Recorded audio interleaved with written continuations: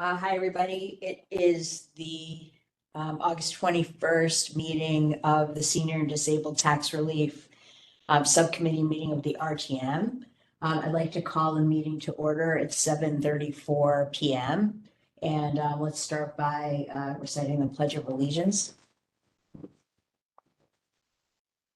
I pledge allegiance to the flag, United States of America, and to the republic for which it stands, one nation, under God, indivisible, with liberty and justice for all.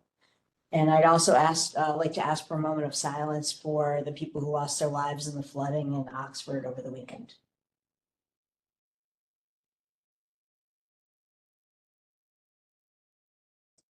Thank you.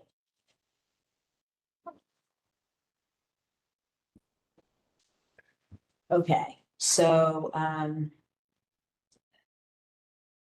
I would take the roll, except that we're all present. So I think we can skip that part. And so we have two sets of meeting minutes that we have to approve. So we have the May meeting minutes.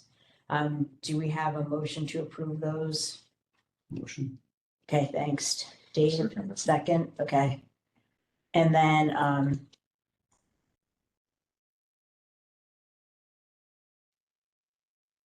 the next item is the July meeting minutes. Oh, shoot. All right, I'm sorry. I'm rushing. I'm so glad I got into WebEx. My brain just not working otherwise. Okay, is there any discussion on the May minutes? Okay, hearing none. All those in favor, please signify by saying aye. Aye. Aye. Okay, they pass unanimously. The next item agenda are the July meeting minutes. Do we have a motion to approve? Mark will make a motion. Okay, Mark, and then seconded by Dave. Is there any discussion? The only thing that I wanted to mention, and it's indicated in the minutes, but we had technical difficulties with WebEx, and so we did not vote on any items in July. So we just documented the discussion. And if you're a member of the public and you wanted to hear the discussion, we documented it online in the minutes, but then also there is a replay available for your reference. But we did not vote on voting items because the public could not attend because of technical difficulties. So I just want to mention that. Any other discussion? Okay, all those in favor, please signify by saying aye. Aye. Aye. Aye. Okay, item passes unanimously. And then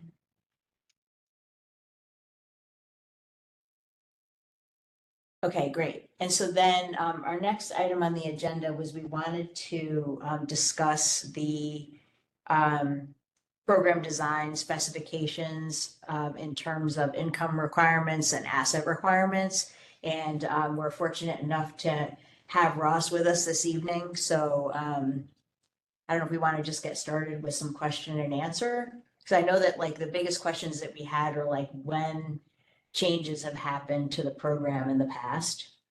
So I don't know if you want to walk us through that. Yeah, I've only been here 7 years, which Yeah. I know is Yeah, 7 years, but Right. The changes that I could discover were significant events were 2012. Okay. I think that was in the email I sent.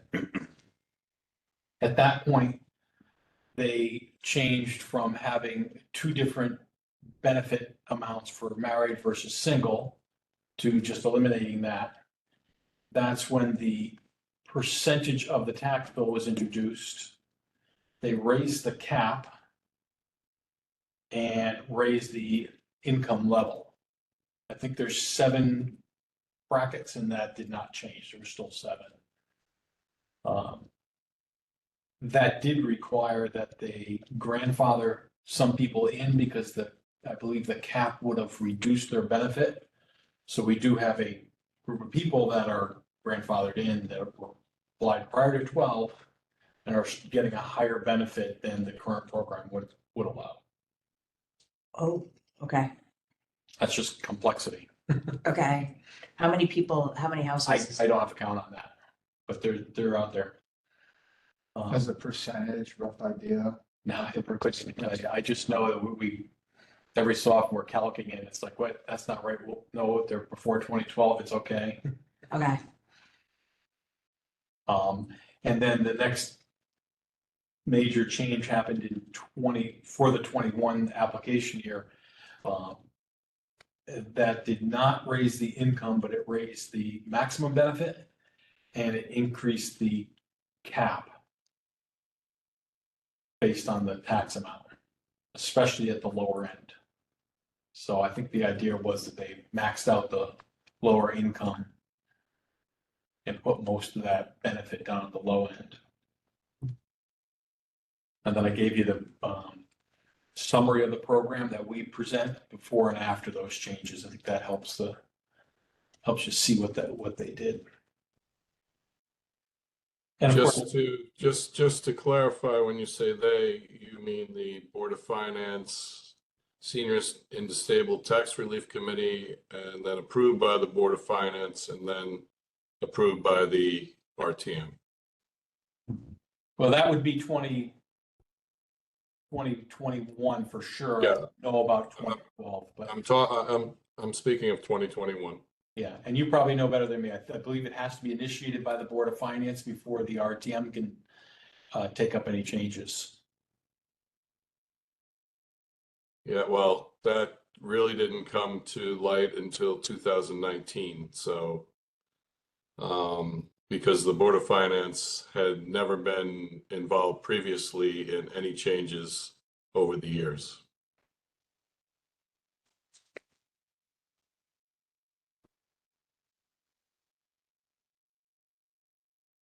okay.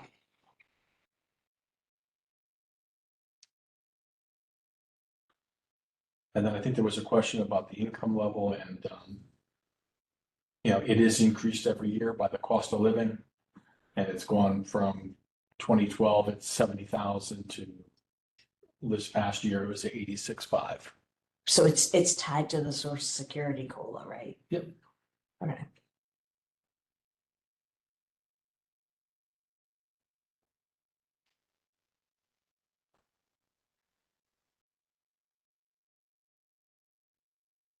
And then what's the mechanism for increasing assets? There is none? Like the asset I cap? don't know if I just couldn't tell you. That's a political process. Right, but right now there isn't any, Well, it is what it is. presumably it would have to be initiated by the Board of Finance Yeah, and adopted by the RTM. but it's not tied to an index. No, I knew the answer. I'm just asking Gotcha. for the record. I know, right? I only play one on TV. The RTM, Senior Disabled Tax Relief Committee made a proposal to increase the QTAV to $682,500 back in 2017, but it never made it out of LNA. Oh.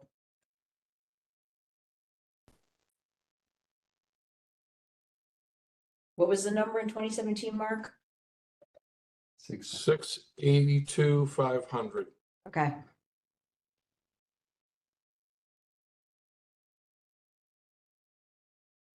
So how would we index the movement in asset value?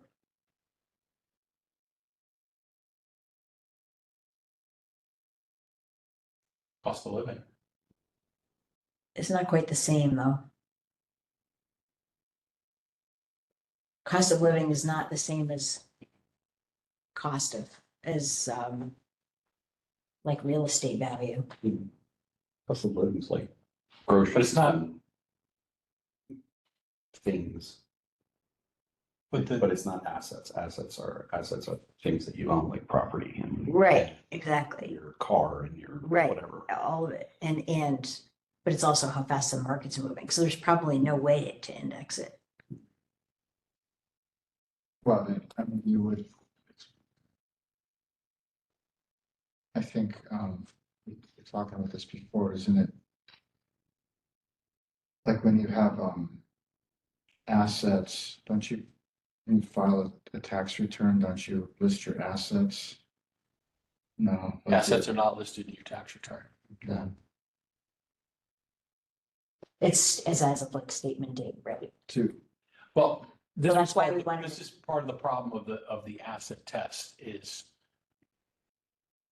short of asking somebody to bring in all their financial statements year end, we don't really have a way to know that. I mean, there are times when you find rental properties and then you can look the value of the rental property up and you can see that they're, have that asset, but on a program-wide basis, it's just about impossible. And that's why we just have them sign an affidavit. right. And also, there are a lot of folks who own assets, but they're in, real estate trusts. They're not even listed by the people who actually own them. So you wouldn't even know. Right. So the affidavit's really the only mechanism to do that. People just have to attest to their stated assets. Yeah, and we certainly have people that have signed it and come back in next day or day later and say, I don't qualify. Oh, They've either checked or had a change of heart. okay. Yeah, I mean, I think that's the only, I don't know any other way to do it, is to have them sign an affidavit. Yeah. How you gonna, even if you hired somebody to investigate their assets, there's all kinds of hidden ways to, not report assets legally. It's not like they're trying to be sneaky. And just, you'd have to ask them for documentation. And do other towns? So the way that the income is indexed to cost of living, I completely understand that.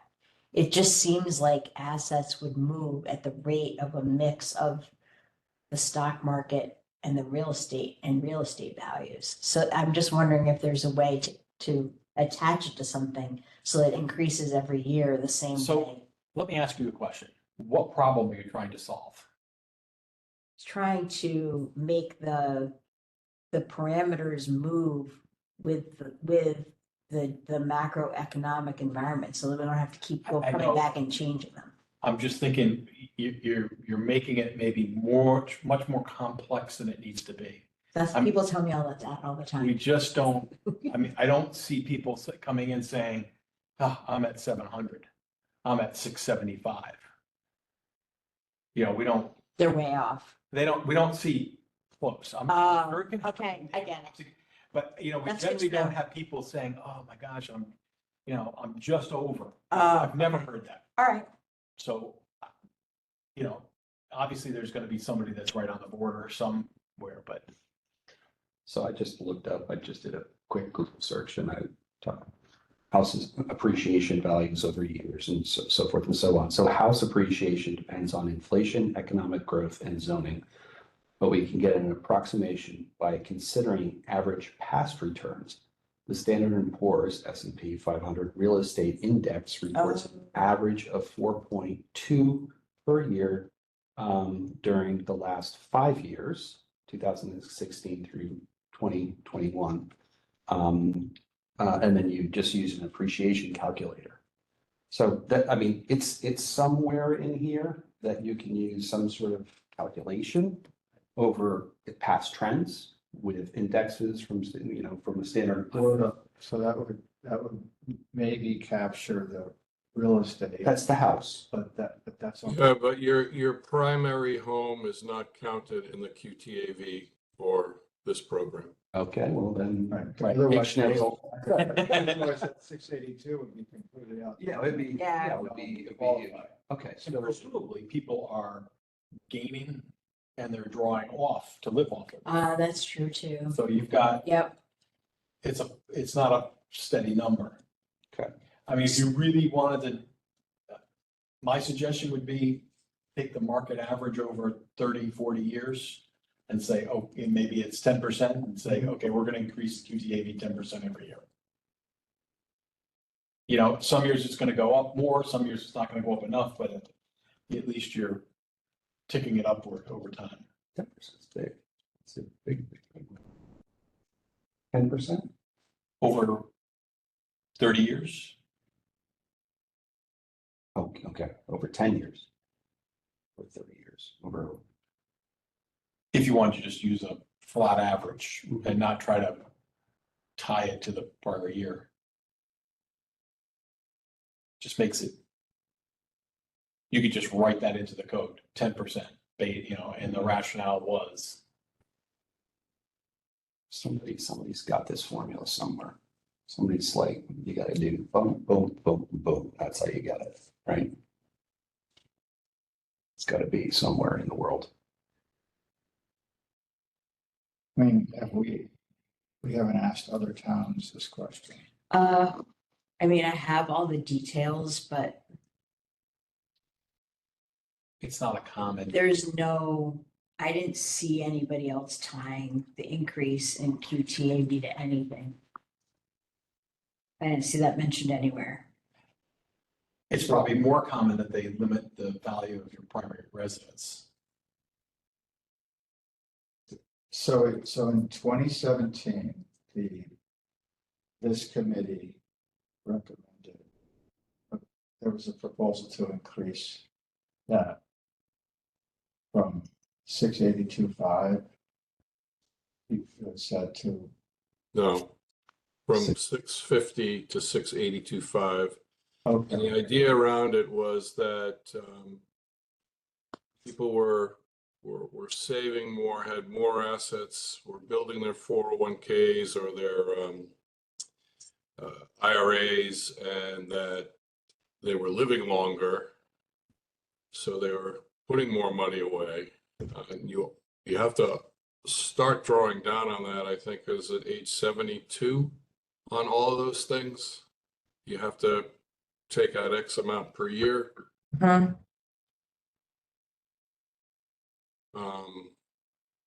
So in some ways that could put people over on the income level.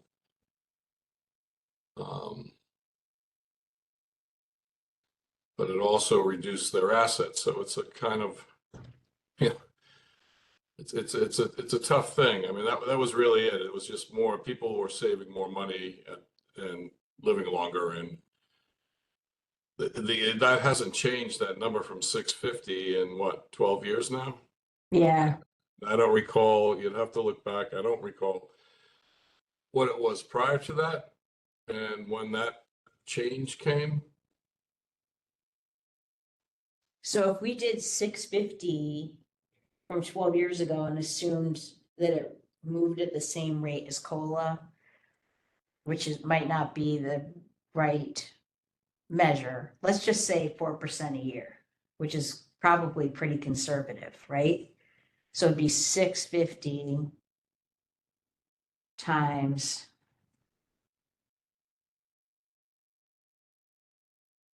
carrot. Where is carrot on this thing? Oh my God, I don't know how to find carrot on my computer. Oh, there it is. So would you say six what? What was it? What was it before? For It the was 682. Well, so it's 4% a year for 10 years.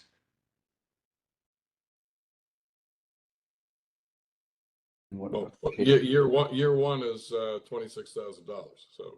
So you want 4%?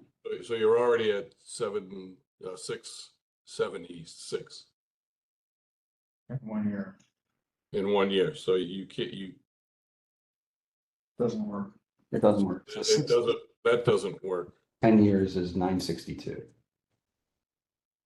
So that's probably not gonna work. I was gonna say you get away with 700 and call it a day, but that's probably not right. It's probably low. It's just even if you went up appreciation rate of like 2% over 10 years,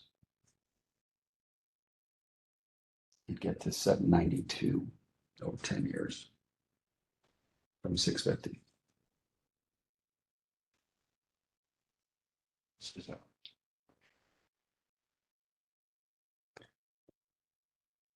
So would we all agree with moving it from 650 to 700,000 then?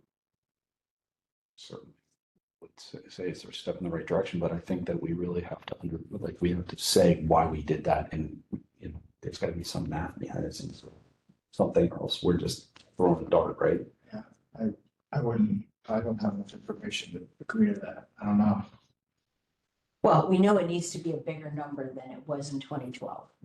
I would. It hasn't moved. Yeah. Right?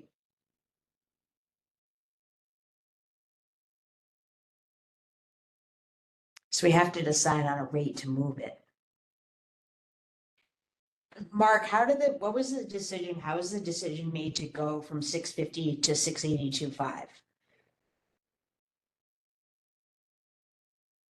I'd have to go back and look at the meeting minutes. I don't, you know, sorry, I can't, I can't remember that. That's okay. All right, so I think if it hasn't moved in 12 years, are we in agreement that if it hasn't moved in 12 years, that we have to move it by something? We just have to figure out what that should be? Mm-hmm. Totally agree with that.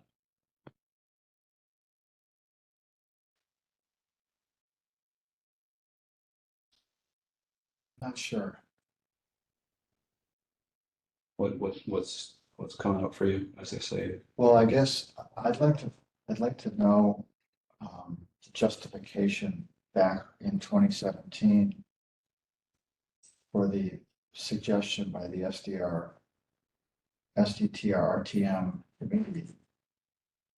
You know, why they decided to bump it up to 682.5 from the 650, and then it was denied or shot down by the Board of Finance. So, you know, what was the reason to shoot that down? It was never presented to the Board of Finance. It was presented to the LNA, the RTM LNA committee. Okay, and so why did the LNA, I guess I'd like to know why the LNA committee decided that it wasn't something that they were gonna move forward. Wasn't it a process issue really, like where it was just disagreement about who should be driving the bus, right? Not back then, No. no. So do you remember why it didn't make it out of LNA? I wasn't present. I do not recall. And I think, I mean, for me, I'd like to have that information before I can speak to whether this is up. I think we should be prepared to present this, you know, logically to LNA or to whomever we're presenting to. I think we need some backup. Yeah, I don't disagree with that at all. I think you're right on that. I think the question on the table was, do we all agree it probably should be going up? And I would assume probably yes. I can't imagine that we would say no to that. I mean, we tried to pull it up one time, and now it's 6 years later, and we're trying to pull it up again. Like, so Yeah. it's got it. All things go up, right? So but I'm with you, Chris, that we've got to have some kind of math behind why we're saying what we're saying. We can't just like go, here's the number. Like we're just gonna pick 725 out of thin air and just say that's what our First number. question is gonna be, Yeah, why? how'd you get there? Yeah, and we're gonna say, well, sounded like a good idea, and I don't want to be in that spot. No, So we've got to figure out like how. So we had 9 people disallowed because of assets this past year. 9 people disallowed because of the assets. well, it had to apply. Who applied. Yeah, we don't know about the people that Didn't walk in apply. and walk out or call, but I mean, 9 out of the 165 we removed Mhm. for all reasons, Right. selling, dying, which are usually the 2 big ones. So But the 9 were because of assets. Right, we had 9 that were recorded that way. And when you say removed, they were really like disqualified. Disqualified. Yeah. And just can you give me a definition of assets, just so we're all on the same page? Can you speak up a little? Oh, I'm Sorry, sorry. my ears are clogged. I apologize. How many concerts per day? I know, probably. Yeah. It's completely true. Just give me a definition of what you think, or what is an asset? When they come in, give me a list of your assets. What?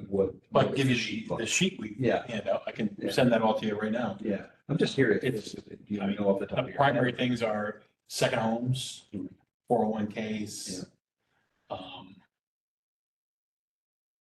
stocks, if you're holding stocks, Yeah. Okay. just general savings, Mhm. if you don't have it invested anywhere. cash. Mattress. You have stuff under your mattress, right? Well, Interesting. one of the issues is that it's not clearly defined in the ordinance.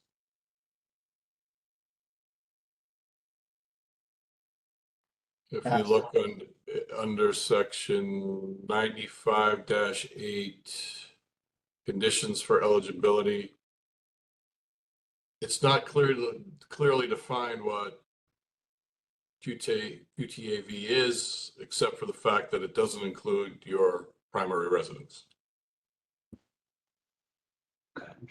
Can I take a picture of it? I'm just- Sure, or I can email it to everybody. So do you think That would be fun. actually. Yeah. we should be defining that better? I mean, that was one of the other things we were looking at back then, was a definition, and we looked at it several times over the years. I apologize, I didn't think I was going to be on the RTM anymore, because I had retired and I dumped everything. So, Are cars considered assets? I don't think we list them. I mean, They shouldn't be, because we pay tax on them. You know what I mean? So. well, you pay tax on a second home. Still, not. No, that's true too. Good point. But if But your second home. it's a depreciator, but think of it this way. Yeah. Think of it this way. Okay, yeah, your Honda's not, your primary car. But what if you've got, a couple of Ferraris packed in the back of the garage that are worth, Yeah. 500,000-600,000 or more? Like You your get some secondary collectors, or even have houses. artwork. I'm just thinking about the tax implications, like it's property, so it's already taxed, so it shouldn't be taxed. Or shouldn't be an asset, included as an asset for extra assets. whether it's taxed or not, it's an asset. Yeah. Art is probably not taxed, but, you're paying a lot of insurance to have that art. Hopefully.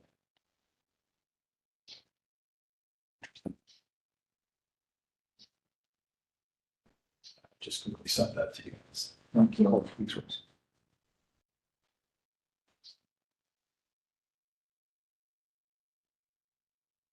Okay.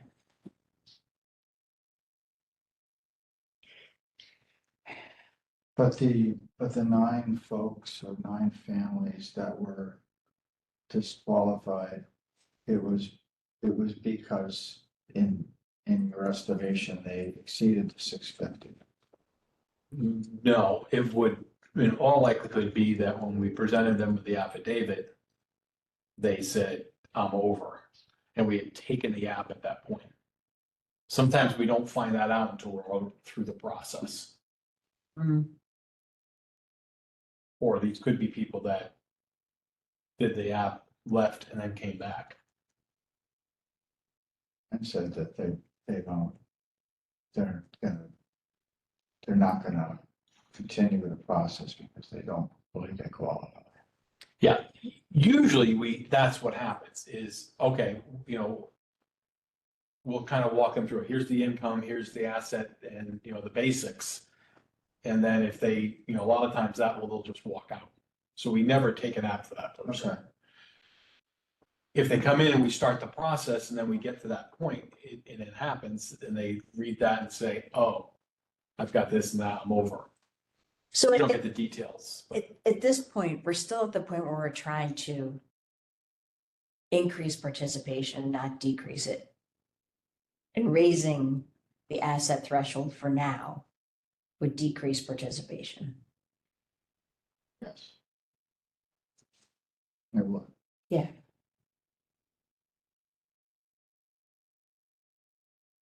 That was my hesitation too. What? That was the reason for my hesitation and. Yeah. Wait, I'm sorry, guys. did you just say are you gonna clarify that, Mark? If we raise the asset threshold, it decreases participation? Yeah, Yeah, I think, so how's that decreasing participation if you raise the asset level? It should be the opposite. It is the opposite. I'm sorry. Oh, yeah. You said that incorrectly. Yeah, that's correct. You're right. Okay, yeah, okay, great, just wanted to make sure. Oh, yeah, it makes, yeah. Okay. If you increase the asset Thank you. QTAV, you would hopefully increase participation. Correct. Yes, yeah. Yep. Okay? Just to clarify. No, I know. I don't know why my brain just went backwards for a second. And that other comment I made before, it may have changed in 7 years, but mandatory, you need to take $35,000 a year out of your IRAs at 70 and a half mandatory. I don't know if that's the age has gone up or if it's the same, or the number's gone up, but it was 35,000 a year. Wait, what did you say? Sorry. The mandatory age Yep. is 70 and a half to Oh, start 70 taking and a half. 30, Yeah, you yeah. have to take $35,000 a year out of your IRA. All right. I'll correct that. I'm just looking through some old notes. I mean, there was a concern about, Ross, you weren't the tax assessor at this time, I don't believe.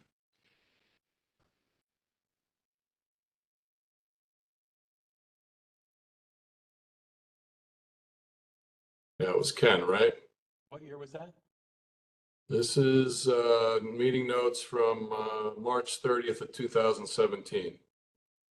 That's right before I started, It so. was right before you started, yep. So there was a comment in these meeting minutes about the assessor's office feels that up to 10% of participants are abusing the system.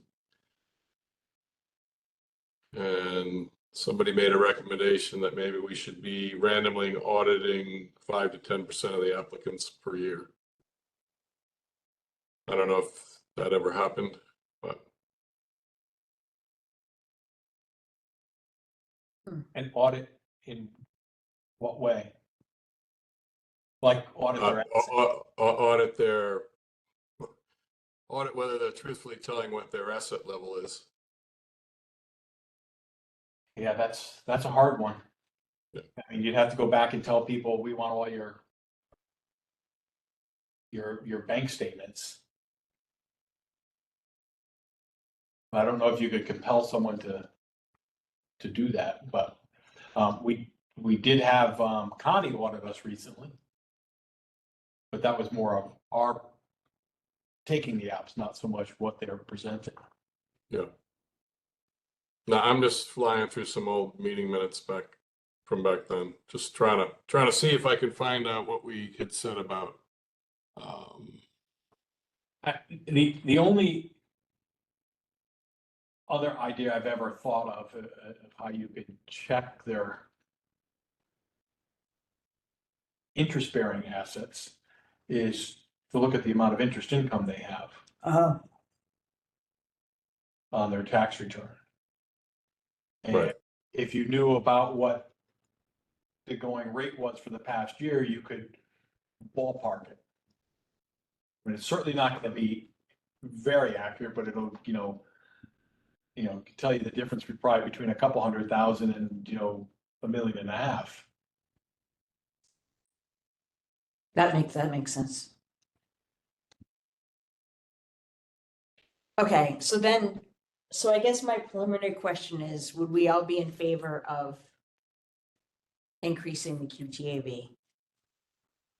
Just as a sense. Yes, I would be.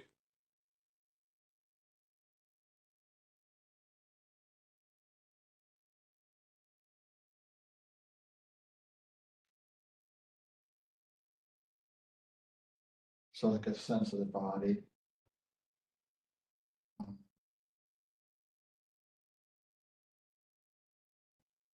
Mark, you said you would be. Yes. Christine?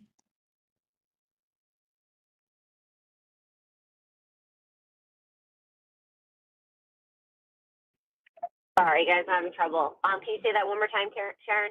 Do you think you'd be in, just preliminary, I'm not gonna hold you to it, but would you be in favor of increasing the QTAV? Oh, yes, I think so. I think I agree. We just kind of need more analysis around it for direction and to find out, kind of what the holdup was in the past, or what the deterrent was to change direction in the past. Okay, Dave, Yeah, I think we have to increase it. Chris, Yes, same answer, like yes, but need more analysis. yes, same as Christine. Yeah, I'm with you guys. Yeah. I think we needed some kind of, Okay, all right, so we'll gather more details on that for the next meeting. I just looked up the RMD and it starts at 73. What? 73. Really? Yeah, and it's a calculation based on your remaining life and your current age. So it's not a fixed amount, it's calced. No, it's the asset value as of 12/31, and then an actuarial thing where you put your age in the denominator and something else in the. Yeah, it says it numerator, changes and from then you year to- multiply it. Yeah, it changes from year to year. It's based on life expectancy. It's calculated by dividing the account's year-end value by the estimated remaining years of your life Yes, in a table provided by the artist. So yes, it's no simple. yes. And I'll add about the QTAV, and I'm sure Mark remembers, I initially wanted to get rid of it Yeah, because it's unverifiable for the most part. But there was concern from the finance director at the time that if you just take that away, we don't know how many people that's actually stopping.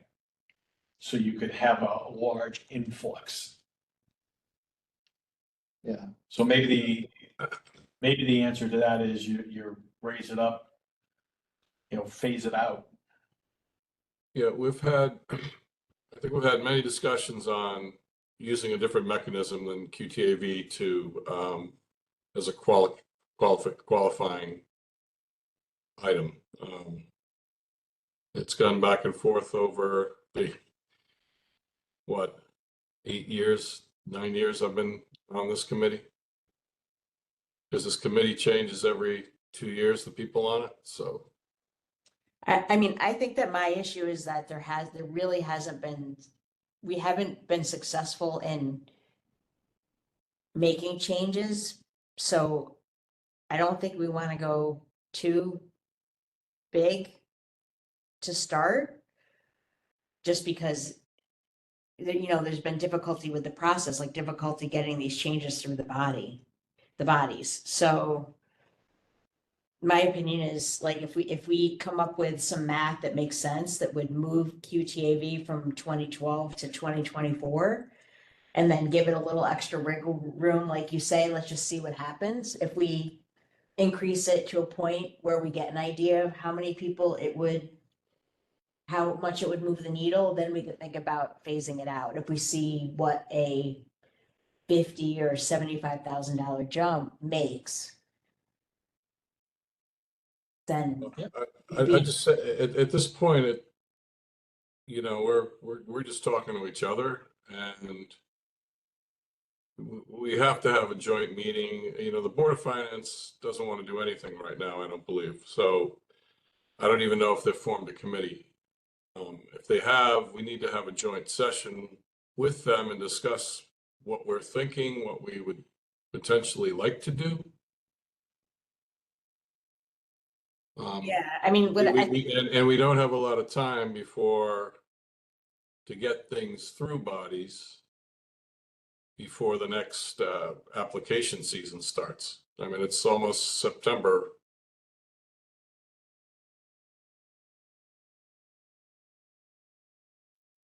so we know that we're in agreement on lowering the age to 65 for Deferral. deferrals.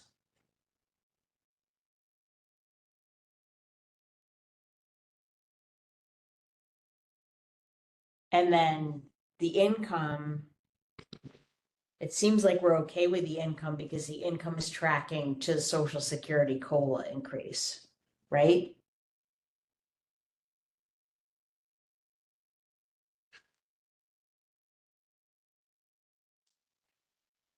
Yes. So the only other question would be the change in the QTAV, or what else am I missing in terms of what other changes we would want to propose?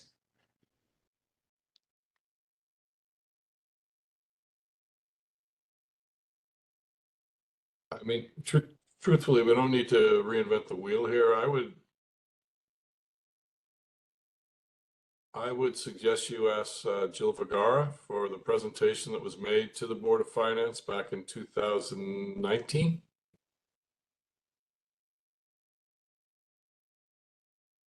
Because a lot of this stuff, aside from changing income levels and the caps and everything that were in there, that presentation triggered the Board of Finance deciding that they were in charge, not us.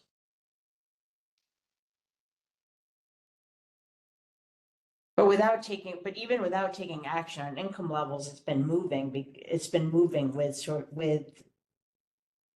the COLA increase. Yeah, there are, but we had proposed changing income levels as well back then. Actually, we proposed changing income levels back in 2017 as well. So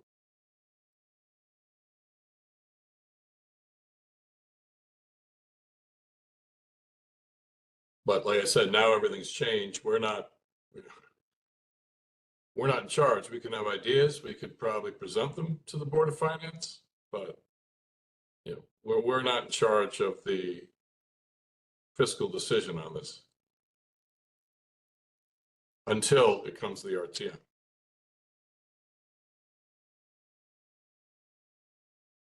Should this be an item for the charter revision committee to be looking at? Well, I don't know if Sharon, if you sent around what Phil Pierce sent back to me, to everybody.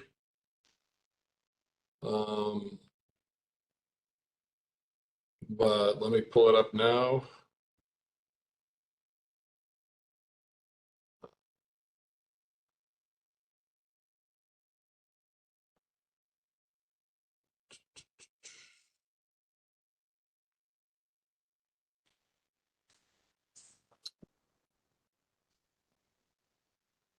My leg just cramped up. It stinks. Need a standing desk.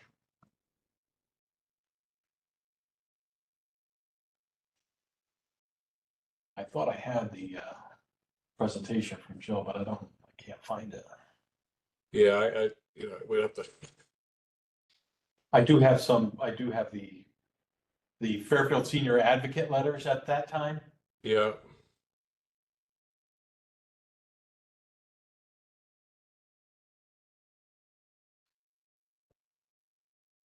Basically what it says is CGS 12-129N provides that any municipality may, by the vote of its legislative body on recommendation of its Board of Finance or equivalent body, provide property tax relief to residents of such municipality. Statute does not provide any specifics beyond that for how the process would play out, but the BOF has a role in making the recommendation regarding the program. Now they have a role, and it's whose role supersedes whose.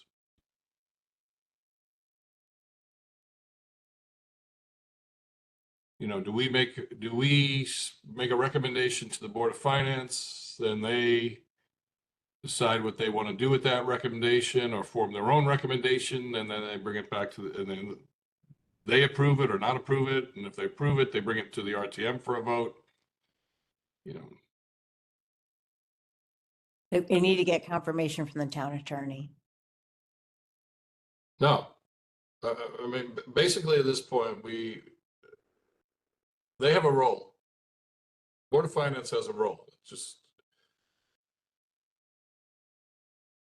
the language isn't that clear, but BOF has a role. It's just a question of what their role is. Right. But they have to, we vote on it on a recommendation of the Board of Finance. So So it's, who should initiate these changes? So we could say, we could come to them with a presentation on what changes we want to make, and they could sit and listen and then not vote on it, or, you know. But I okay, think the best thing to do is to have a joint meeting with whatever committee they have, if they have one. so why don't we come up with some math for the QTAV increase to substantiate it from where it was in 2012 to bring it forward to 2024. We'll get back up on what the proposals were and the increases in income in 2019. And then bring those forward. Either, using the same logic that had been used or coming up with our own. So in September, we will need to decide on what income and what QTAV increases we'll propose. And we're agreed on age 65 as a deferral. So then if we come up with those proposals, we vote on them in September, make a presentation of that, and then invite them, have a joint meeting in October of whoever's on the BOF committee or get on the BOF agenda. Because right now, the only person on the BOF Senior Tax Relief Committee is Craig. So we'd either have to invite him to our meeting or get on the agenda for their meeting.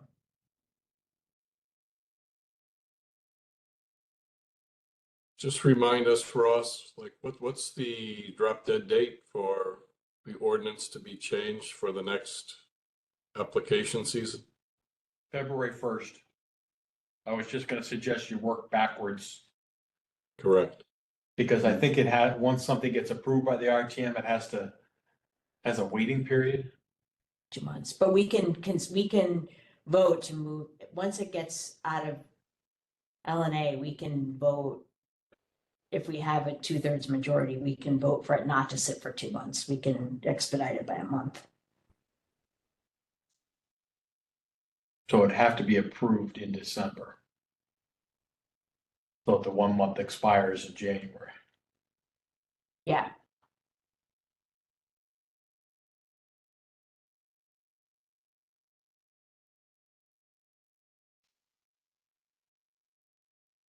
Okay.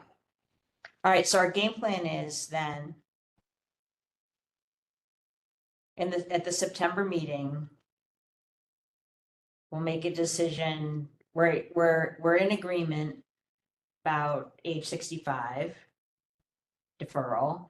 We're in agreement about increasing QTAV. We have to agree on the math on how much to bring it forward. Keeping in mind that the last increase was in 2012. And then in terms of income, we'll get the history from the 2019 proposal along with logic. See if we can come to agreement on that and bring it forward to 2024. So then in the meanwhile, we'll check with the Board of Finance to see if we can meet with them in October.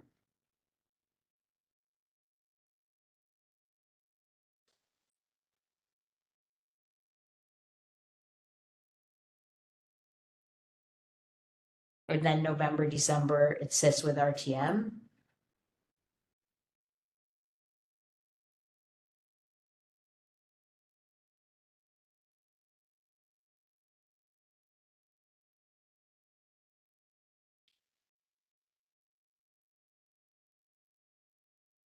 Would you consider eliminating the freeze?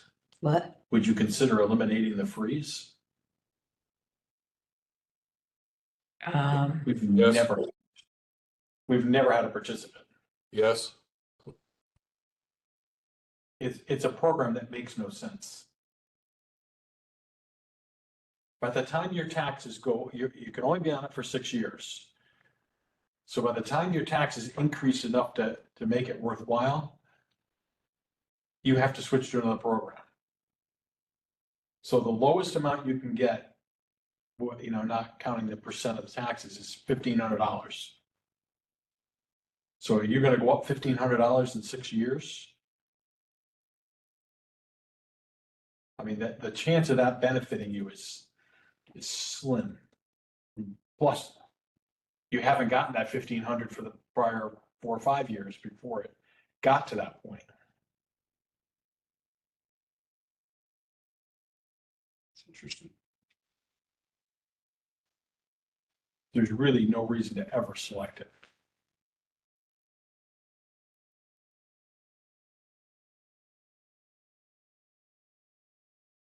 How many people have taken advantage of it? 0. Okay. Okay. I mean, as far as I know, no one has ever gone out to the freeze program in town. No one's ever deferred. Deferral, yes. I know, I'm sorry. What? Frozen, Okay. the freeze.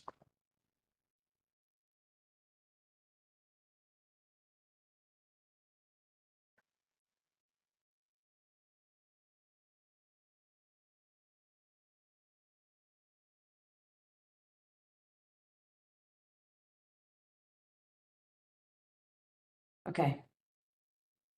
What do you guys think about that? Killing the freeze? Yeah. Makes no sense. So that would be another proposal for Board of Finance. It's pretty simple. Like, well, why do you guys want to do that? Because nobody's ever done it. Yeah. But it's a counter. It's a mathematical counter argument to. Right. It doesn't substantiate it. If somebody actually picks that, they're doing themselves a disservice. Right. With the programs that are available.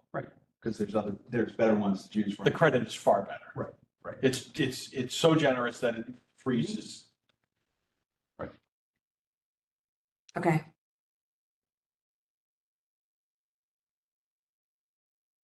I've been just trying to search for something to buoy QTAV2, like that is in a normal course of, like data sharing about the community and assets and mortgages and average household prices and average incomes and all other kinds of things. There's nothing that really goes like this that I can see that, I mean, I'll keep on searching, but it just doesn't make any sense when you take out the primary house. And it's weird too, because you could take out a primary house in the Q18 calculation, and that house can be either 10% paid for in principal or owned fully, right? So full asset or just like nothing, but you have to park that, and then you have to look at all the rest of it, and and then you have to figure out, well, how much is too much on all of your other assets besides your primary house. And it's the asset value. It's not the Yeah. net worth. Right. Yeah. And because we did have that argument once. Right. It's like, well, it's mortgaged. Well, it's not the net value. It's not the net proceeds you would get. It's your value of the asset. Right. Which is also, yeah. So then you'd have, yeah. Okay. Is there anything else that, And to that point, you could have a car, you could have your Ferrari. yeah, Is paid for in full and it's worth $100,000, or you could have put 10% down on it and it's really not yours yet, but there's it's odd. The whole thing's odd. Like how much is really liquid and how much is really like bank owned or something. It's different. Yeah, that's a very good point. I wouldn't have thought of that. Yeah. Affidavit, that's the way to handle this. Yeah. Just the amount that we have to figure out. Right. It's really a nightmare. You really try to Well, figure all that We're out. trying to complicate something that isn't really that complicated. I Yeah. think we just have to come up with a number that seems to be reasonable, and I think maybe the other towns can have some number. Put some thought into what that increase is and, some Some justification. reasonable data that, You should at least say liquid assets, right? So you eliminate things that are owned by somebody else. Well, no. I mean, art isn't a liquid asset, but it's a big value. So I don't know. I think you just have to come up with a number that kind of works for the purposes of what this committee is all about. Yeah, but if it's art, it's in your house, it's not maybe worth a lot of money, but it's not part of QTAV. that's true. Personal property is not. Personal property in your house is not, it's IRAs, it's 401ks, it's if you own another house in Florida, it's part of it. That's an asset. Stocks and bonds, savings account, whatever.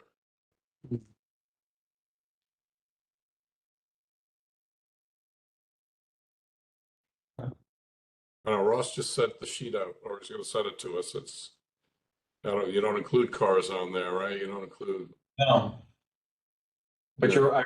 you're right. It it doesn't include the contents of your house. That's Not include the contents of your house. Your primary residence and the contents are not included.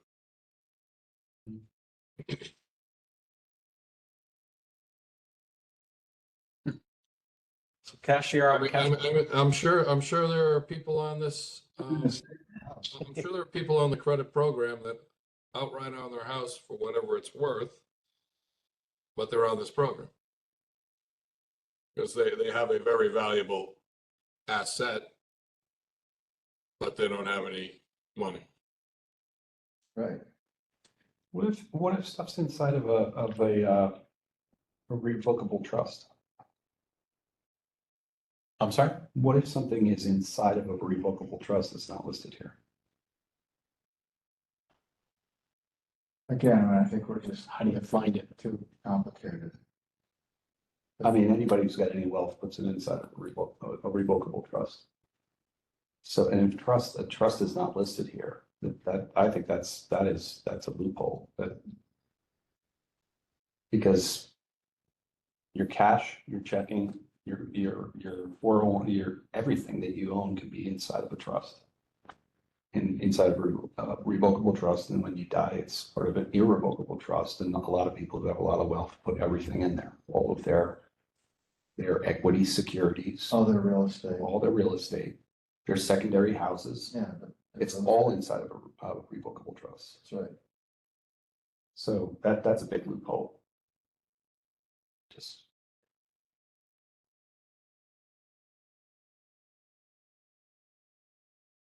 Mutual funds, I think. We should tighten that up because that's we try to complicate things, but it's just a thought.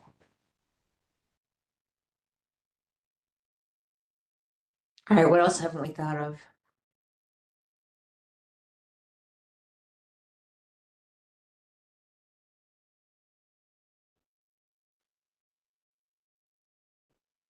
So Russ, you mentioned the freeze. Is there anything else that you think doesn't make sense that we should? No, we cleaned that up this spring. Yeah. No, the things that were a little out of whack with the state or, and setting like the deferral interest rate, those things that all got taken care of. Okay. Those 4 or 5 changes we made last month, July, right? Okay, so I just like eliminate the freezer. Okay, so change the age of deferral to 65. Amend QTAV from 2012 level of 650 to an agreed amount. Amend income to align with proposal made in 2019. Got history.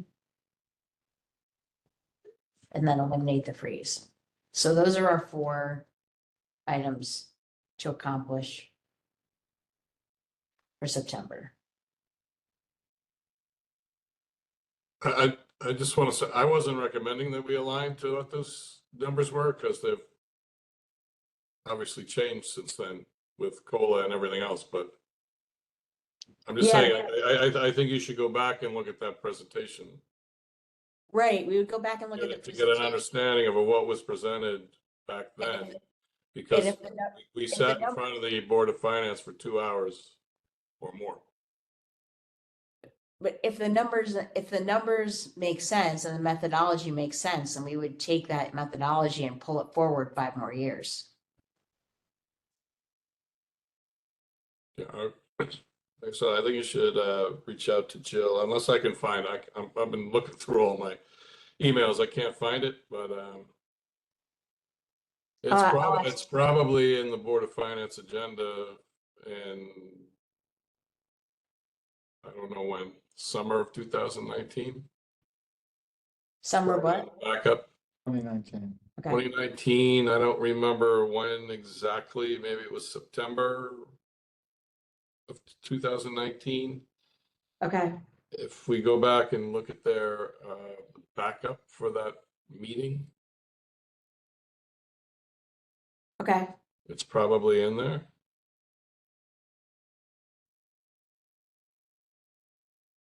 All right, so.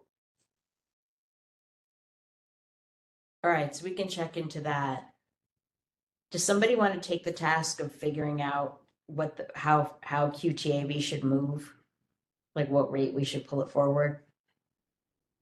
I will try, but I'm like, I'm up for the challenge, but I don't know that we'll get there, but I'll I try. think you would, if you're gonna take that on, it would be really important for you to look at the justification for the last potential increase. Yeah. To see their logic and everything in order to have that information, because I think it would help you a lot. Yeah. Otherwise, you're just kind of grabbing at straws. I would really love to make just a small amendment to this qualifying asset value and how we're asking for it. It should say something, shall exclude the value of the applicant's primary residence and all tangible personal property contained therein, including, assets inside of a trust or something like that, because you really could get past this. You could say, well, this assets worksheet, like, well, cash, yeah, I have $20 in my pocket, but I have inside of my revocable trust at Chase, I've got $2.1 million in cash, but so I don't know if I'm just trying to make something up here. I don't know if it's worth it, but it would make it more ironclad. Is that right out of the ordinance? This is you, I know, but I don't know yeah. if that is written right out of the ordinance or not, Yeah. or if that's our guideline for it. That could be something that was developed over the years. Chris, I don't disagree with what you just said, but I wonder if it makes sense to, since the goal right now, I think, our initiative was maybe to increase participation in the program more. So maybe that could be kind of something that we revisit after we make these initial changes that might broaden it a little more. And kind of have the affidavit in the, I guess, or the existing guidelines for qualification with the assets for the moment.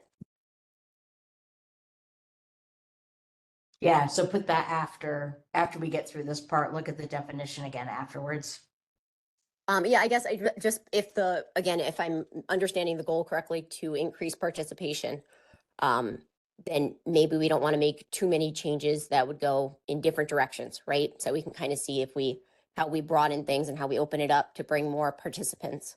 And then, if we make that change to the sets definition, how that would kind of maybe cut back on those that would qualify, so that we don't do kind of more than one thing in different directions at once.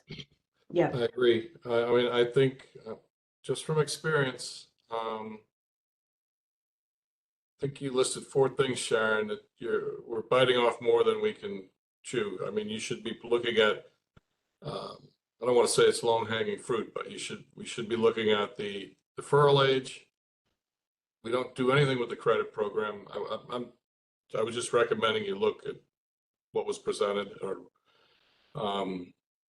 we changed the deferral age to 65. We eliminate the freeze, which has been up for debate for years. And we figure out why we want to increase the QTAV. So don't worry about income for now. I'm going to tell you now that will go nowhere, in my personal opinion. Okay. And you could, I mean, we could look at that next year, Okay. but actually, That makes yeah, sense we to could look me. at that next year, but I would not, you're biting off more than we can chew. Okay. I also, I mean, on that same thinking, we don't have enough time Right. to deal with, I mean, even if Dave is successful in his research over the next, until our next meeting, we're just gonna be seeing it then. We're not gonna probably be able to vote on it. We're gonna have to agree in September on what to do. So I think do your research, Yeah. push it to us. We can't Yeah. email amongst each other to have a meeting. We can talk individually. Right, okay. Right, but I just don't think that we have the time to Uh, talk about increasing that number Yeah. in the theme of biting off more than we can chew. Yeah. Well, so if we cut it down to 3 things, right? We are in agreement about changing the deferral age. We're in agreement about eliminating the freeze. Yes, The only other thing is just coming up with a rate of how much to increase QTAV from 650 in 2012 to now. Like what should it Right. be? and do you think that that's something that's manageable between now and September? Yeah, I mean, all we have to do is agree on a rate. I mean, even if we just agreed on 50 or 7,500, that is 50,000 or 75,000, which is nominal when you consider it's been 12 years of appreciation. Okay. We can well, come to an agreement on what that number should be just out of, from common sense, and then I think we'll be okay. All right, and I think Dave is probably gonna be presenting what he thinks that number should be, based on. I mean, do you want me to do it? I can do it tonight. I can do it tonight and send it to you guys. Like I do numbers for a living, so I'll find something that makes sense and push it to you, and you guys Yeah, can get back to me individually and if it makes sense. I mean, I think, again, I think you should be looking at that 2017 proposal and understanding the reasoning behind that before you push another number up. I mean- It got shot down. Yeah, I mean, I agree with what you're saying to a point, but also it's like we're elected to make a decision, so we can start over with common sense and. Yeah, that's true. Although it's good to have, for me to make a decision, I like to have the background. And So would you be willing to research what the 2017 stuff was, and I'll figure out what I think the rate should be? and then Dave also, Do we know when it was set at 650? So we know it in 17, they 20 wanted 682. 2012, I think. we said. 2012? Yeah. Okay, so 2012. Okay, Yeah, I don't know when that was actually enacted, the QTAV. Okay, I looked at the 2 the sheets that we hand out, and the QTAV wasn't mentioned in 11 or 12. Mm, So I know it was in place in 12. I don't know about. It could have been earlier. It could have been earlier, just I can't tell. well, I mean, you can do an if then statement, and if in 2012, it was 650, they wanted to go to 682.50 in 17, that's 5 years later, so they bumped it up 32.5. So Yep. go jump up another 5 years, you could say 32.5 plus, but it's exponential, so Yeah, it's not that, but Yeah. I mean, you could go, okay, well, that looks like That looks like a 710, 714 is the number if you're extrapolating the math out, you know, I'm just doing. Yeah, except. But the time value of money Except doesn't well, move like that, you know. You know. We've had up years and down years. And we've had, yeah, in the past 4 years, since 2017 or so, we've had, you know, a lot of inflation. And so the number is different. Yeah, but inflation's gone down over the last 12 months. No, it hasn't. Yes, it is. Absolutely. Yeah, but, No, it hasn't. But inflation- It's just rising at a slower pace. I but push the, wages to inflation. Wages to inflation have decreased over the last 12 months. but that's gonna, No. that would be. I mean, inflation is kind of factored into market appreciation because interest rates are baked into market expectations. Yep. And interest rates are tied to inflation because when inflation goes up, rates go up. They're Right. correlated. But if you have high inflation. So it's then you're in the drawing it market. Down faster too. Just a thought. Here's another thought. On the simplicity side, maybe if you state that the goal is to eliminate this over the next number of years, and we want to increase it by some amount, that's not a lot, just to see what happens. happens. And if it's not detrimental, you know, in a year or two, in 2 years, we're gonna come back and raise it again. And we're gonna get to a point where we feel it's insignificant, we're gonna remove it. So it's really not a number that's tied to any change in the economy. It's Yeah. just a number so that over the next 6-10 years, we can eliminate the QTAP without shocking the program, potentially shocking the program. I mean, philosophically, I have to think a little bit more about eliminating it because like, I know it's the honor system. But if you're sitting on a pile of assets, if you're sitting on a huge 401k, I don't think we should be giving you a tax break. Disagree. But I can bet you there's plenty of there's people out there way over the 650 that have no trouble signing that affidavit. But there are people who haven't. You said that there are people who haven't. There absolutely are people that are conscientiously won't sign that affidavit. Yeah. And I'd like to think. But, that you know, most of the people. Yeah. We see things like we had an individual that was flipping houses, no mortgage, had sold a house, $1.2 million, and he's on our program. Nope, I'm under 650. Doesn't own a house. I think he bought another house probably to fix up and flip, and now he's getting the benefit on that house. But it isn't at all what he's netting. Hmm? It's all what he's netting, right? We don't know. Yeah. Yeah. But if you talk to that same person in 07, 08, they probably lost their shirt. So, Yeah. But you know, you see that stuff and you're like, yeah. makes you wonder, but there's nothing you can do. Okay. All right. So are we cool with having lowered our to-do list to 3 items then? And the only left to do is just to come up with an increase in QTAB? Because we agree on the deferral age and we agree on eliminating the freeze and we're gonna set income aside because we're not gonna get anywhere with it. Are we in agreement on that? I am. Christine, That sounds good to me. Dave, It's good. Chris? Yes. You guys rock. All right, awesome. Okay, is there anything else? Oh, yeah. Sorry, Not all, you rock. just me. Is there anything else?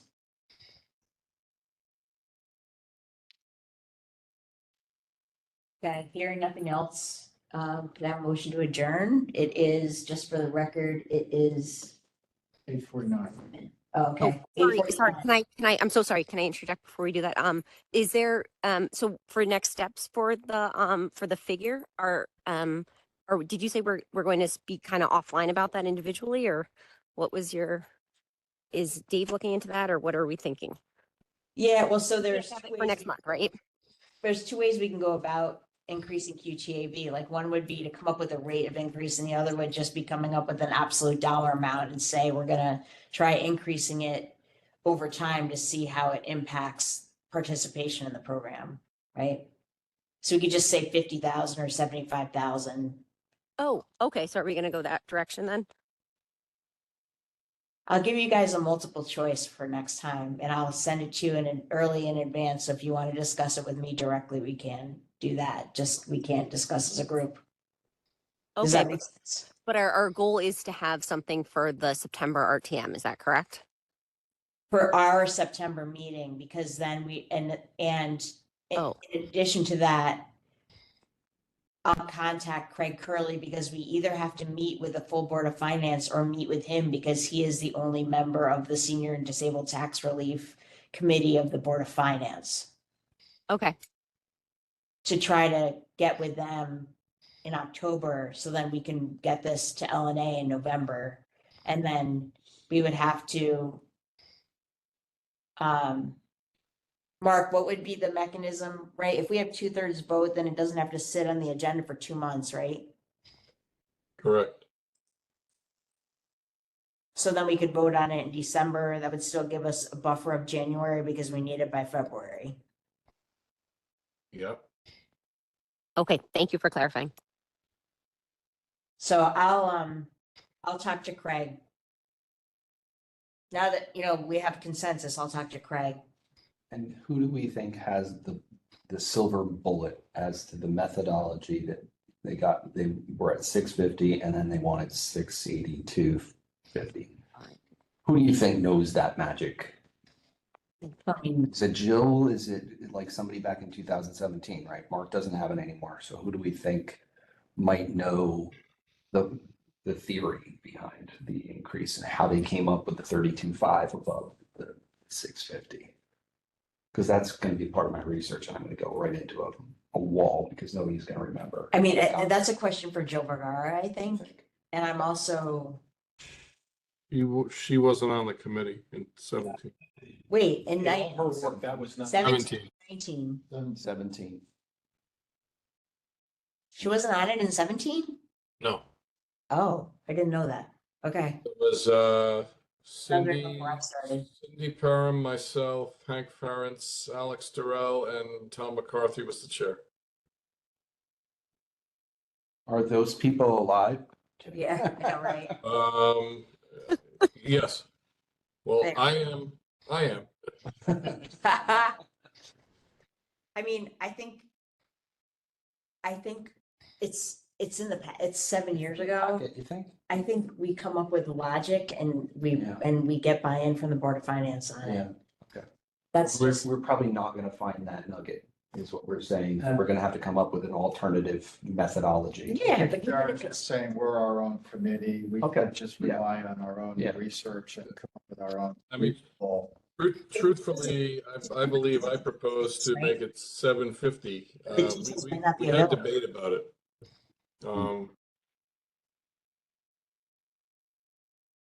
And I think why I'm not remembering, because I was the secretary and I was not a very good secretary. I don't take very good notes, so.